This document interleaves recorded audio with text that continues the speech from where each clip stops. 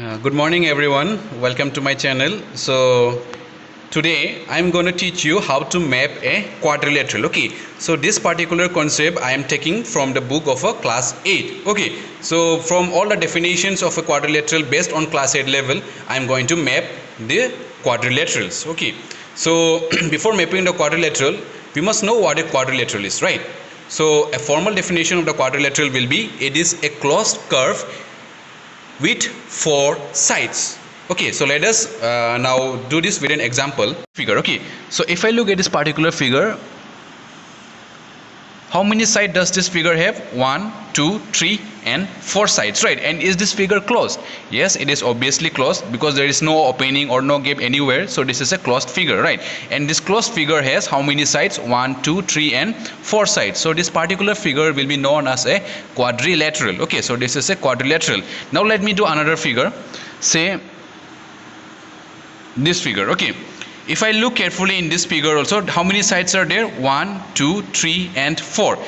It is also a 4-sided figure, but is this figure closed? It is not closed because it is open in this particular part, right? So it is open here, so this figure will not be a quadrilateral. So to be a quadrilateral, it must be closed. Okay, apart from having 4 sides, it must also be a closed figure.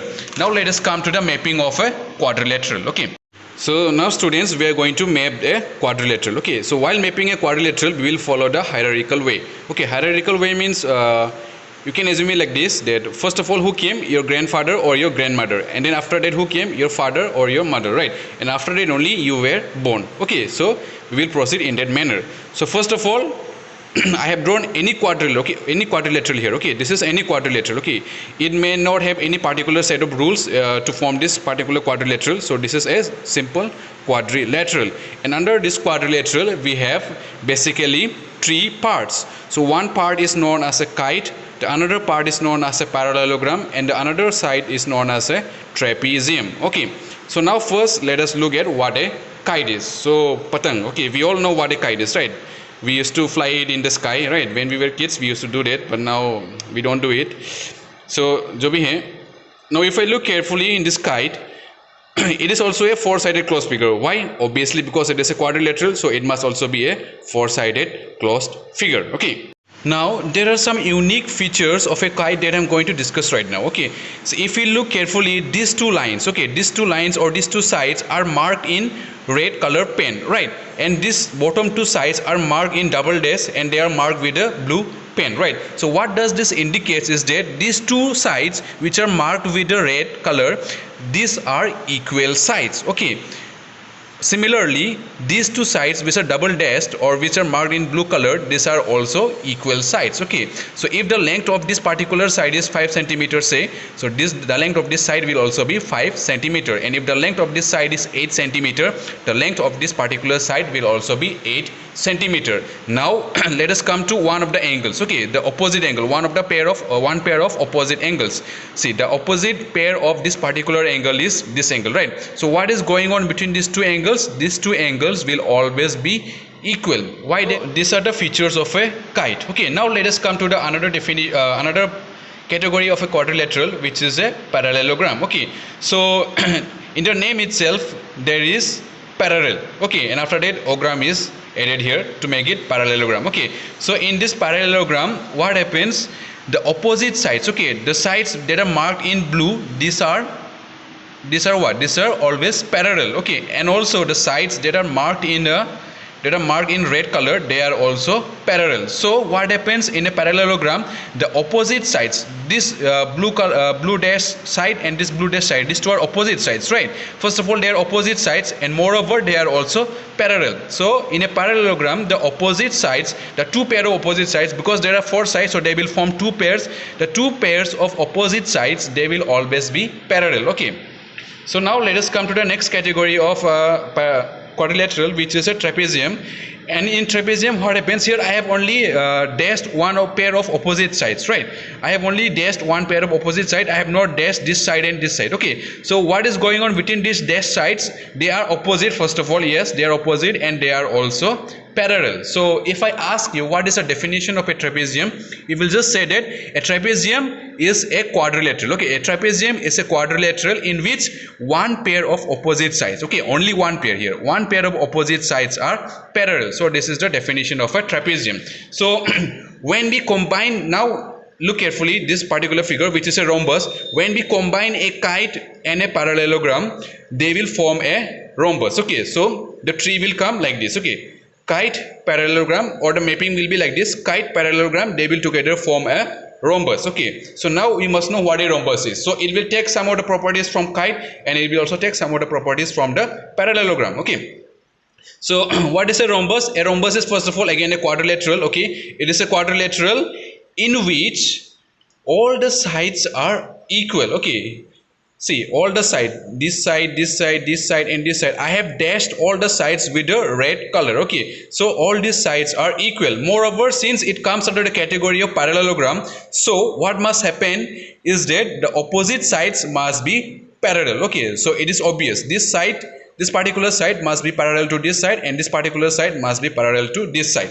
Okay, so a rhombus will also satisfy the definition of a parallelogram and also of the kite. Okay.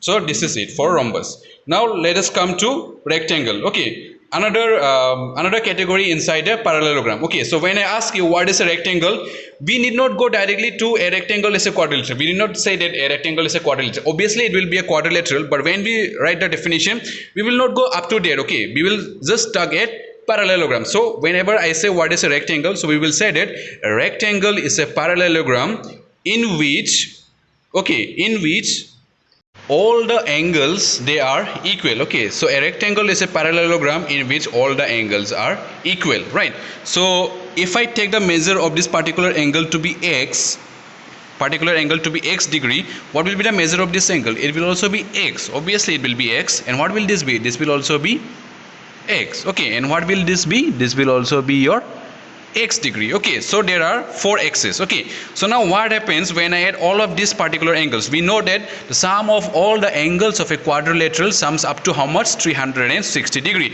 So if I add all of these x, how many x are there? There are 4x. 1, 2, 3 and 4. So total it will give me how many x? It will give me 4x. So when I add all of these angles, this 4x will give me a total of how much? 360 degree.